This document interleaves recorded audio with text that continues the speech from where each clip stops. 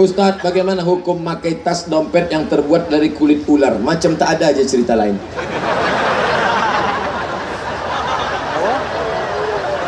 Kulit ular, kulit buaya, kulit biawak, kulit babi, kulit anjing.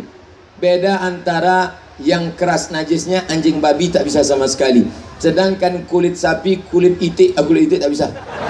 Kulit sapi, kulit kambing itu memang bisa disama. Adapun kulit binatang semacam ular, buaya itu ikhtilaf antar ulama. Ada sebagian mengatakan membolehkan kalau disama, tapi saya lebih condong untuk mengatakan tidak, untuk ihtiyat lebih hati-hati.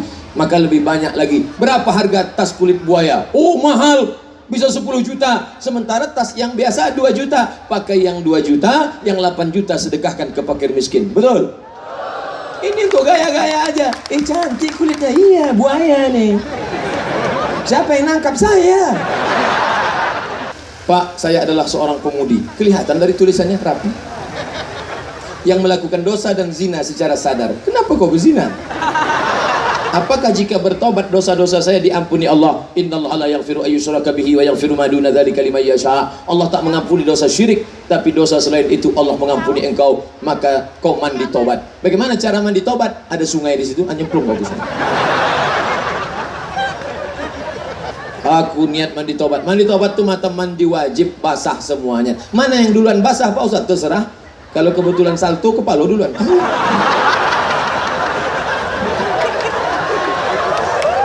Di kamar mandi biasa? Bisa. Mana yang duluan basah? Terserah. Siram kaki dulu bisa, kepala dulu.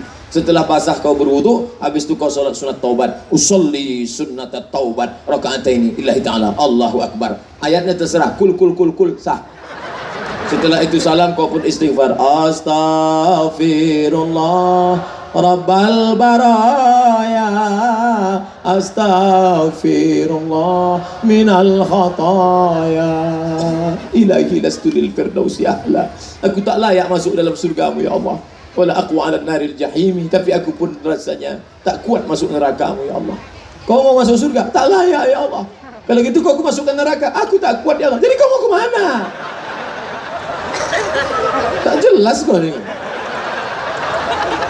Saya sudah mulai memperbaiki sholat saya, alhamdulillah.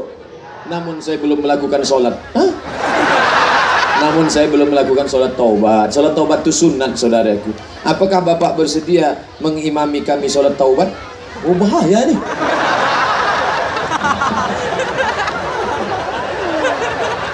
Sholat taubat itu tak usah berjamaah. Kau sholat sendiri saja. Nanti balik dari sini. Kalau tak ikut pengajian di masjid, nanti malam di Masjid Agung. Ya, Masjid Agung ba'da Isya. Masjid Raya, Masjid Agung. Masjid Agung, datang ba'da Isya. Tapi kalau bisa salat Isya-nya di sana. Kalau mau booking waktu tempat cepat, maghrib sudah di sana. Tapi makan dulu. Kalau tidak nanti pas Ustaz ceramah buka.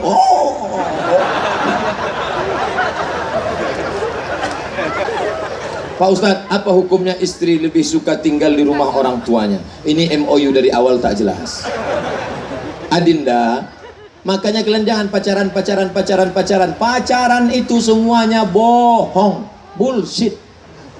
Adinda, hati-hati jalannya, nanti terpleset ya. Kalau adalah bulan, kalau bintang setengah napasku pergi, pret. Selama sebelum menikah itu kalian harus jelas kontraknya. Adinda, kau kan sekolah, iya. Setelah sekolah kau kan tamat S1, iya. Nanti kalau nikah sama aku, kau kerja atau jaga anak? Jangan sampai setelah nikah baru muncul masalah. Nanti setelah nikah, rumah bapakmu besar, rumah aku kecil. Makan di tempat emakmu enak, tempat aku tak enak. Di tempat aku beralaskan koran, makan sehari sekali. Kau mau di sana apa di sini? Jangan indah-indahnya saja. Karena nikah itu tidak selamanya berkarpet merah dan bunga-bunga. Banyak onak dan duri di dalamnya. Betul? Banyak yang ngaku kan? Bagaimana jika ada hutang-hutang puasa karena haid yang belum dibayar selama bertahun-tahun? Memberi makan anak yatim atau berpuasa? Mesti diqadha. Qadha itu diganti. Bukan qadha suci. Qadha. Ibu-ibu yang punya utang puasa 90 hari. Loh, kok 90 hari? pas mengandung anak 30 hari, menyusukan tahun pertama 30 hari, menyusukan tahun kedua 30 hari, mau mengganti lahir pula adiknya. Kalau suami tadi soleh, maka diingatkannya, Adinda, kau sudah qadha, gantilah puasamu Adinda. Tapi kalau dapat laki Fir'aun, apa wanita makan-makan? Aku puasa bang. Apa puasa-puasa? Mengganti puasa anak kita. Apa puasa-puasa? Ibu harus menjawab, aku puasa nih gara-gara abang.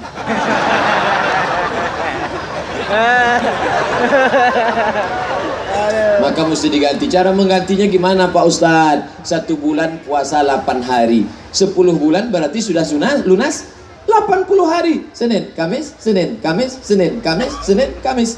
Sebulan 8 hari. Niatnya niat qadha. Yang niat qadha hari Senin dapat pahala puasa, qadhanya lunas, Seninnya dapat. Itulah indahnya.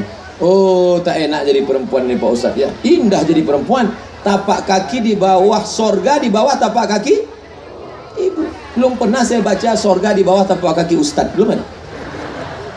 Apa boleh menikah dengan wali hakim sedangkan wali kita masih hidup? Tak bisa. La nikaha, tidak sah nikah illa biwaliyin, kecuali dengan wali. Wa syahidai adlin, dan saksi yang adil. Wali pertama ayah, tak ada ayah atu. Toh atu. Tak ada atu abang, tak ada abang adik, tak ada adik pakcik, abang ayah, tak ada abang ayah adik ayah, tak ada juga lagi terus perwalian saudara dari ayah kita, adik beradik, anaknya itu bisa sepupu, sewali kalau bahasa kampung Melayu kami, sewali. Tak juga ada sebatang kara habis semuanya ditelan harimau, maka walinya wali hakim. Hadisnya fasultan waliyun man la waliyalaha, wali hakim menjadi wali bagi perempuan yang tak ada walinya. Ada orang yang tak ada wali, ada, dicampakkannya dalam kardus, letakkan tepi jalan. Namanya siapa? Binti Kardus. Saya perwakilan dari salah satu tenaga kesehatan. Oh, dokter nih. Kesehatan, ketulisan dokter. Bagaimana hukumnya jika kami berbohong dalam menegakkan diagnosa penyakit agar BPJS pasien bisa dipakai? Karena kalau di IGD rumah sakit hanya kasus emergensi yang bisa ditangani menggunakan atau ada pengantar dari puskesmas, karena ada dalam peraturan Permenkes. Saya tak berani menghalalkan bohong, karena dalam hadis dikatakan ketika Nabi masukkan tangannya ke dalam orang yang berniaga, ya sahibat ta'am, hei pedagang, kenapa ini basah? Kena air hujannya Rasulullah. Kenapa kau buat yang basah di dalam, yang kering di luar? Man ghasyana falaysa minna, siapa yang menipu kami maka bukan golongan kami.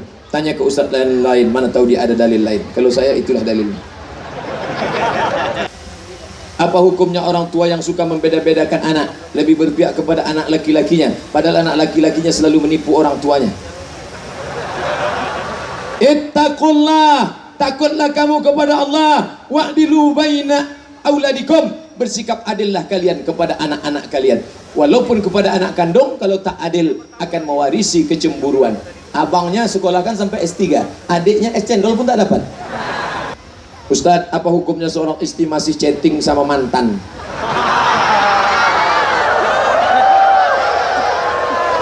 Setan tidak pernah mengajak berzina, tapi setan menawarkan jalan-jalan menuju zina. La tattabi'u khutuwati syaitan, jangan kau ikut langkah-langkah setan. Buanglah mantan pada tempatnya.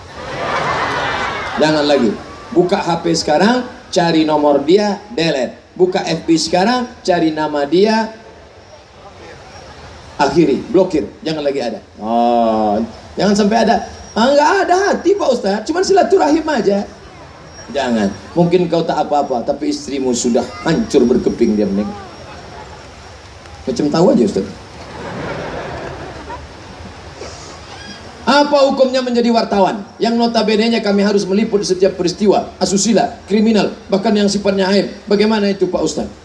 Menunjukkan aib orang yang mesti ditunjukkan, maka itu adalah perbuatan jarah wa ta'dil. Ulama ahli hadis pun menunjukkan, jangan terima riwayat si fulan dia kazab, pembohong. Jangan terima riwayat si fulan karena dia Mu'tazilah. Jangan terima riwayat fulan karena dia Syiah. Jangan terima riwayat si fulan karena dia Khawarij. Itu adalah perbuatan menunjukkan kebatilan orang. Jadi bukan cerita aib tak tentu arah, tapi untuk menunjukkan kebatilan. Kapan orang boleh menunjukkan kebatilan? Pertama, menjadi saksi di pengadilan. Pak Hakim bertanya, Hai saksi, apakah betul orang ini berzina? Sebetulnya saya mau bersaksi Pak Hakim, tapi saya takut berdosa cerita aibnya. Gimana hakim mau memutuskan? Yang kedua, kalau ada orang nanya hukum, Ustaz Somad, saya mau nanya hukum, apa hukum masalah ini? Apa masalahnya? Saya tak berani cerita, takut cerita aib. Bagaimana saya mau jawab?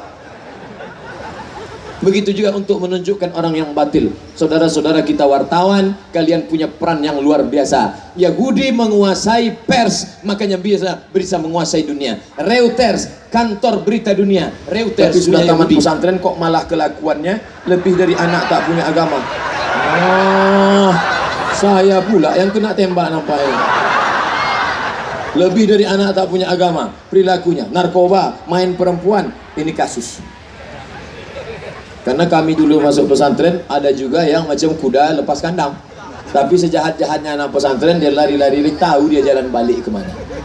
Nyasar dia balik juga balik. Banyak saya ketemu nyasar, saya ajak balik. Nah, maka ibu doa, jangan lupa. Saya banyak ketemu orang yang aneh-aneh, yang luar biasa. Ketemu di Kalimantan, mak saya itu Pak Ustadz, saya muliakan, dimuliakannya. Emaknya berdoa tiap malam. Baru lagi ketemu, apa kata dia? Emak saya itu membawa air zam-zam Pak Ustadz. Nama tak boleh diceritakan, menjaga kode etik jurnalistik. Dibawanya air zam-zam tawaf Pak Ustadz, diminumkannya ke saya, dimandikannya ke saya, didoakannya saya. Alhamdulillah tobat saya Pak Ustadz. Maka ibu tetap berdoa, minta tiap malam tahajud berdoa. Hati anak ini antara genggaman kuasa Allah. Mudah-mudahan anak-anak kita selamat semua dari riba, zina, narkoba. Jamalul wujudi bi dzikril ilah wa tasful hayat